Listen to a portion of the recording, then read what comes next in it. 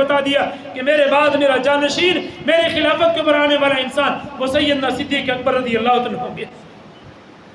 ایک عورت آئی، اللہ کے بھی مجھے یہ ضرورت ہے، میری ضرورت پوری کرو۔ حضور کریم صلی اللہ علیہ وسلم نے ارشاد فرمایا پھر تشریف لے آنا، تیری ضرورت پوری کر دی جائے گی۔ اللہ کے حبیب علم آتے، اگر میں دوبارہ تشریف لے آؤں آپ کے پاس، ولم اجد کا، اور آپ کو میں نہ پاؤں، پھر میں اپنی ضرورت کس کے سامنے پیش رکھوں گی؟ نبی علیہ السلام فرما رہے ہیں فَأْتِ إِلَىٰ أَبَا بَكْرٍ، پھر تو آنا ہے صدیق کے پاس۔ جب صدیق کے پاس پہنچے گی یوں سمجھنا کہ میں نے تیری ضرورت کو پورا کر دیا ہے۔ اس قدر اعتماد نبی کریم صلی اللہ علیہ وسلم کو سیدنا صدیق اکبر پر۔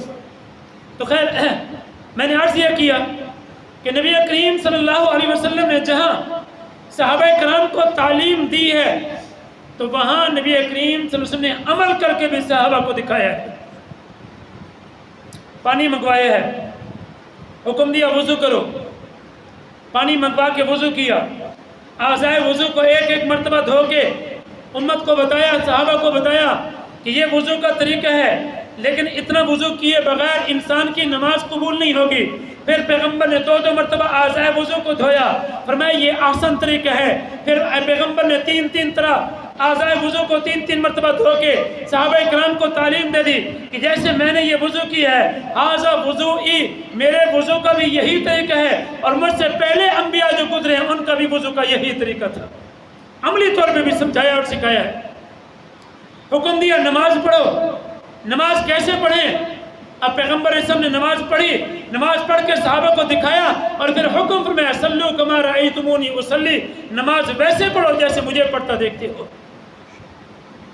اس لیے ہر کام کے اندر نبی کریم صلی اللہ علیہ وسلم نے صرف صحابہ کو تعلیم نہیں دی بلکہ صحابہ کو سمجھایا بھی صحیح، صحابہ کو سکھایا بھی صحیح، اور عملی طور پہ بھی صحابہ کرام کے سامنے عمل پیش کر کے دکھایا۔ اب وہ صحابہ قرآن کو نقل کرنے والے، وہی صحابہ پیغمبر کے فرمان کو نقل کرنے والے، وہی صحابہ پیغمبر کے اعمال کو نقل کرنے والے۔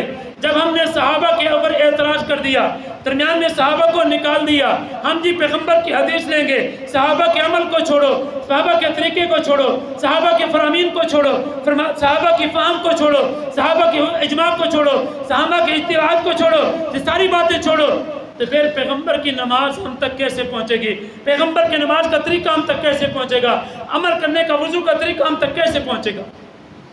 اس لیے بڑی صراحت کے ساتھ علماء کرام نے یہ لکھا اذا رأیت الرجل ينقص احدا من اصحاب رسول اللہ صلی اللہ علیہ وسلم، جب تم کسی انسان کو دیکھو کہ پیغمبر کے صحابہ میں سے کسی ایک صحابی کے اندر کوئی عیب نکال رہا ہے، کوئی ایک صحابی کا نقص پیدا کرنا چاہتا ہے، فعلم انہ زندیق، سمجھ لو کہ وہ زندیق ہوگا۔ مسلمان کا یہ کام ہو ہی نہیں سکتا کہ وہ پیغمبر کی ذات، پیغمبر کی جماعت کے بارے میں کوئی نقص و عیب نکالے۔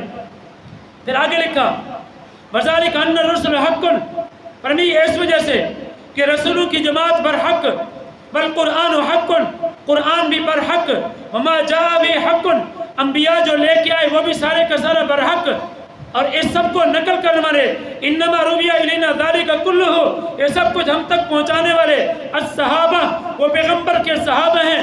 یریدون ان یخرجوا الصحابہ، اب یہ بد باطل لوگ، بدتینت لوگ، بد فطرت لوگ صحابہ کرام کو درمیان سے نکالنا چاہتے ہیں۔ کیوں؟